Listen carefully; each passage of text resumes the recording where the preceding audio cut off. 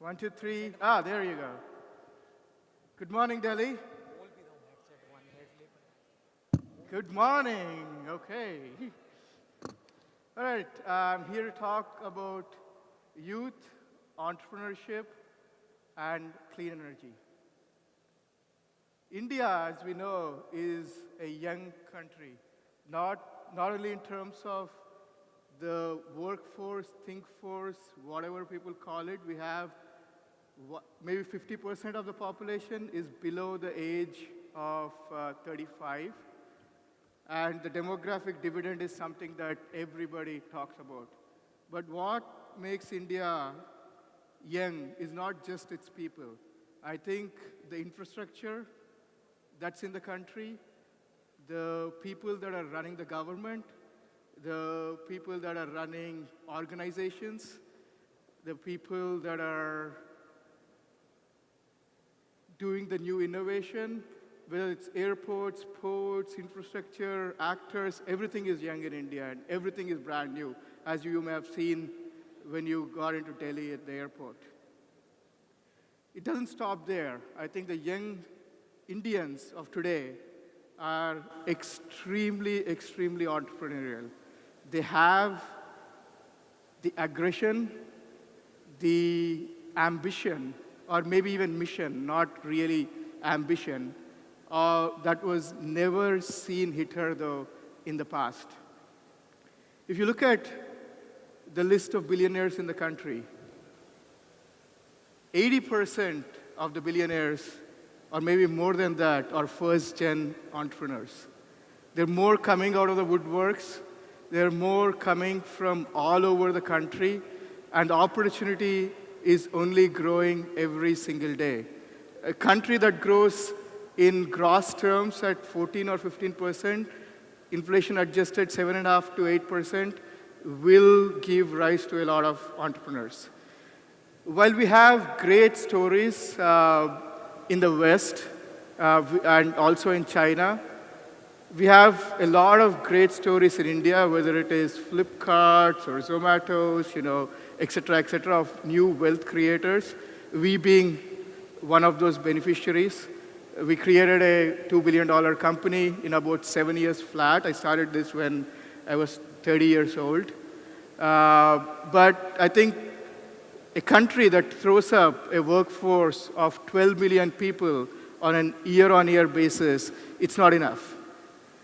India is a large country, and India is not one country. And I'm not talking about Bharat here.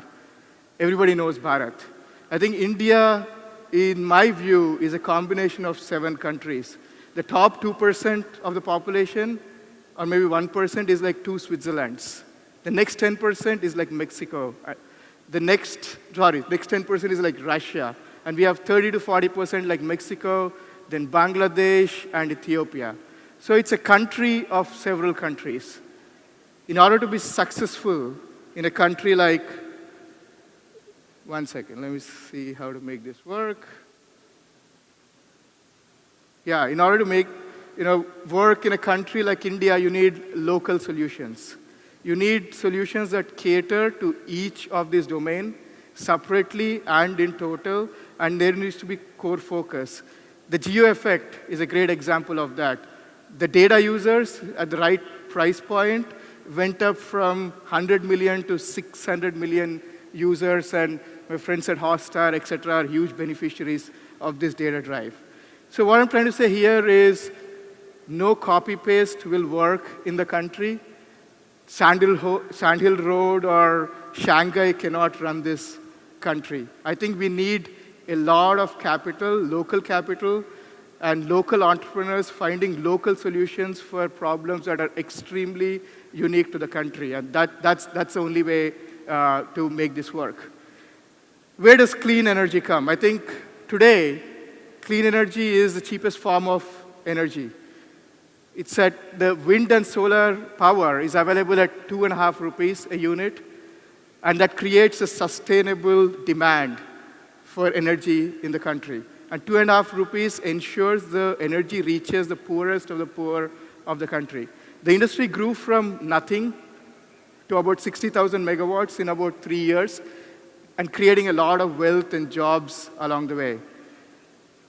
It doesn't stop here. I think the promise of clean energy extends into electric vehicles, into the way we live day to day, into distributed energy. And I think it's not far away. Right now, the price is 2.5, but the biggest problem is intermittency. So once the battery solution is out, which is probably 3 or 4 years away, I think it's not far away where we see we all have our power generator at home and probably supplying back into the grid. So there's a huge disruption in EVs, energy, power, and what has been created in the last 500 years, if I will get recreated in the next 50 or 100 years. Guys, this is a huge, huge, huge opportunity that nobody talks about. Maybe about $20 to $30 billion on a year-on-year basis.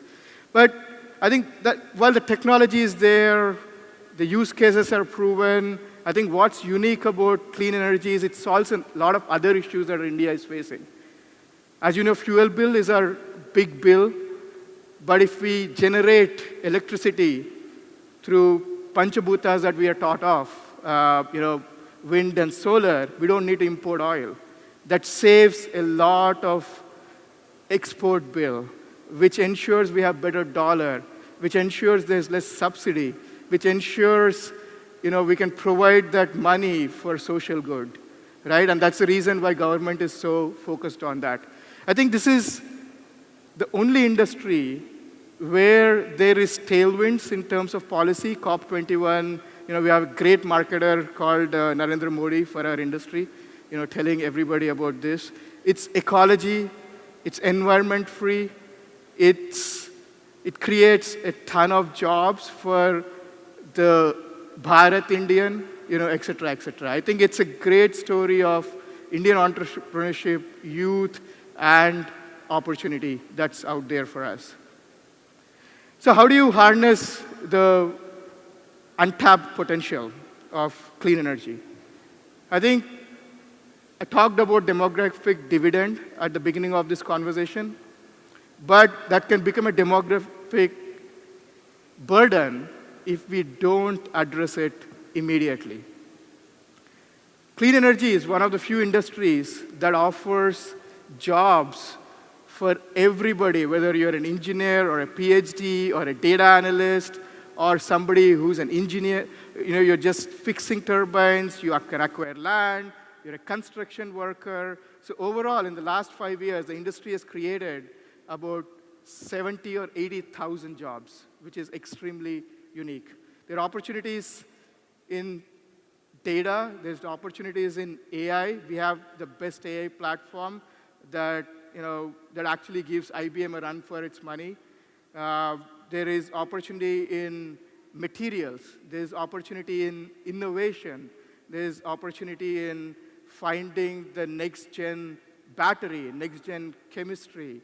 It is endless. I think you could pick any of these streams and create a $100 billion company in every single of these streams.